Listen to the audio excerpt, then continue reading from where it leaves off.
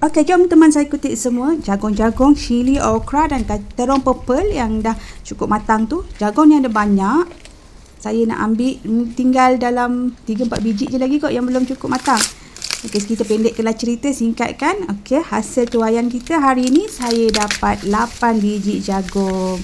Okey, cukuplah Dan kemudian kita akan ambil cili. Cili ni saya ambil yang masih belum merah tu, yang baru-baru nak merah tu. Saya ambil sekali sebab saya nak bawa balik kampung untuk bagi mak saya sebab banyak sangatlah cili saya kat dalam peti. Saya simpan sebab hari-hari saya tuai.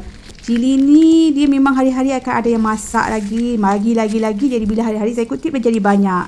Next tu saya nak potong okra ni sebab dah tinggi sangat. Saya ambil buah dia sekali.